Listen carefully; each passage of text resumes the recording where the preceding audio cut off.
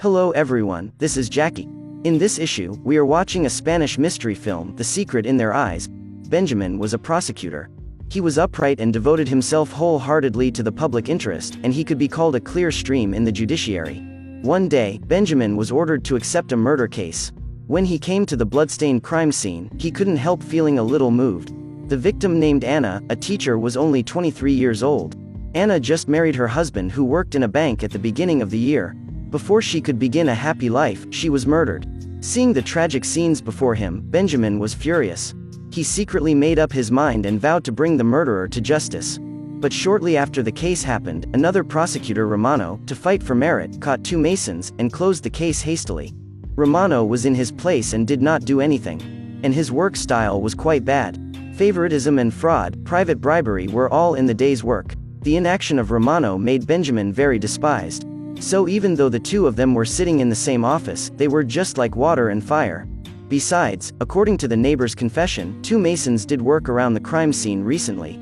However, during the few days when the incident happened, it rained heavily. The Mason did not go to the construction site. But Romano, to show his merit, tortured the two Masons to obtain their confessions. But the case was over. Benjamin could only investigate the truth alone. He spent all night looking at the case files. He visited the victim's home and her husband, Cardo, to learn more. Cardo also believed that the murderer of his wife had not yet come to justice. He actively cooperated with Benjamin. He provided all the photos and experiences of the wife before her death. Soon, careful Benjamin observed that there was a man with Anna in many photos. The eyes were full of obsession. After being introduced by Cardo, he knew that this person was the classmate, Gomez, who grew up with Anna. After that, Cardo dialed the phone at Gomez's house. But Gomez's mother said that her son had already gone out to work and did not live at home. Cardo, under the pretext of Anna's introduction of the job, set out the specific location of Gomez's work. Then he asked about the relationship between Gomez and Anna. Gomez's mother answered they were childhood sweethearts, and Gomez had liked Anna very much since she was a child. Hearing this, Cardo couldn't help crying and hung up the phone. When Benjamin found the site where Gomez was located, Gomez hastily resigned and left without being paid his salary. This confirmed Benjamin's conjecture. Gomez was probably the murderer. To further investigate the truth, Benjamin applied to the judge to search correspondence between Gomez and his mother. But the judge thought Benjamin was unreasonable and refused to agree. As a last resort, Benjamin could only sneak into Gomez's house with his assistant to search. However, the position mentioned by Gomez in the letter was uncertain. There was no valuable information at all. Cardo waited at the train station for more than a month. He believed that the murderer would appear one day. Benjamin was moved by Cardo's feelings for his wife. This also made him more determined to continue the investigation. One day, Benjamin's assistant suddenly found that Gomez mentioned football matches many times in his letter.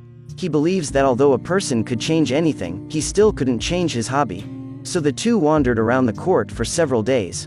They finally found the suspect, Gomez. Unexpectedly, Gomez turned around and ran when he saw someone came to look for him. With the help of the police, Gomez was arrested. However, Gomez refused to admit that he killed Anna and he didn't panic. At this time, a colleague, Julie, came to inform the judge that Benjamin had acted without authorization and had set out to investigate. Julie was Benjamin's boss, and the two are like-minded. But Julie's family was so powerful that they had long chosen a husband for Julie. Benjamin thought he was not good enough for Julie, so he didn't dare to confess his feelings.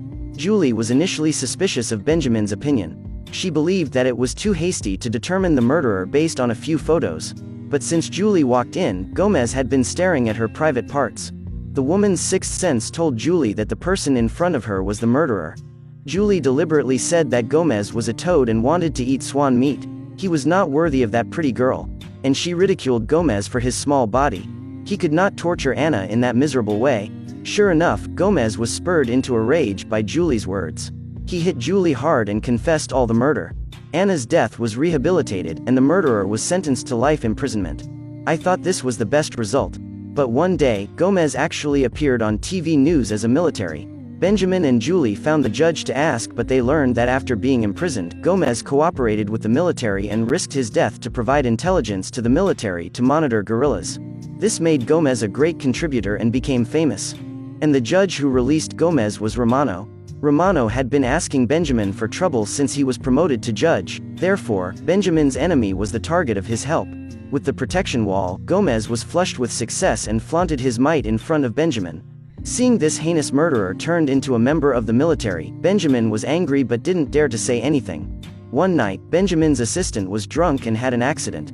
Benjamin received a call from the tavern and immediately rushed to take the assistant back to his home. In order not to let the assistant and his wife have conflicts, Benjamin drove to pick up his assistant's wife, planning to be a peacemaker.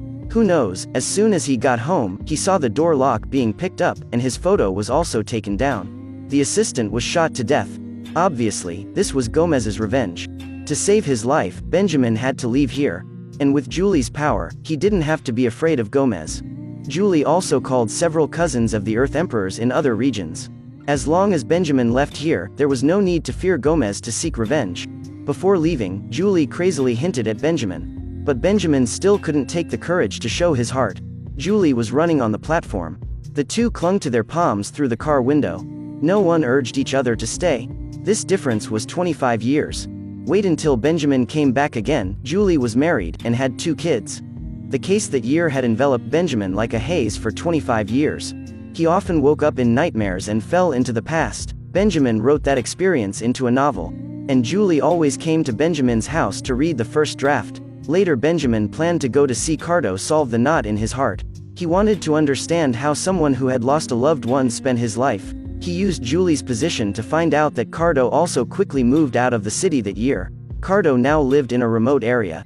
There were pictures of his wife in the room. He seemed to let go of his obsession. He even advised Benjamin not to dwell on the past. But when Benjamin talked about Anna, Cardo's emotions became uncontrollable and he wanted to drive Benjamin out of the house. Benjamin told Cardo that his friend was also dead-handed in Gomez's hands. He repeatedly recalled the tragedy and found that his photo was taken down, which must have been done by a friend. At that time, Gomez hired a killer to come, and Benjamin's friend died protecting him. Cardo sympathized with Benjamin for the same experience as himself. He told Benjamin not to look for Gomez. Because he had already killed Gomez that year. Cardo encouraged Benjamin to start a new life. On the way home, Benjamin remembered the conversation with Cardo. Cardo once said that the best way to punish a murderer was to imprison him for life. Benjamin boldly speculated that Cardo would not kill Gomez easily. Sure enough, he sneaked into Cardo's backyard and found that Gomez was really not dead and had been locked up here for 25 years. Cardo said to Benjamin, "You said it was life imprisonment." Benjamin didn't know what to say, turned, and left silently. At this moment, perhaps Benjamin really let go of his obsession.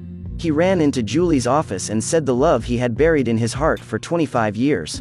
And Julie was also smiling. Her eyes overflowed with love that couldn't be hidden. The night makes me close my eyes, but I use them to seek the light. This mysterious story is ultimately to tell the 25 years of love. Okay, this is the end of this issue. Friends who like it, don't forget to like and subscribe. Thanks for watching, see you next time.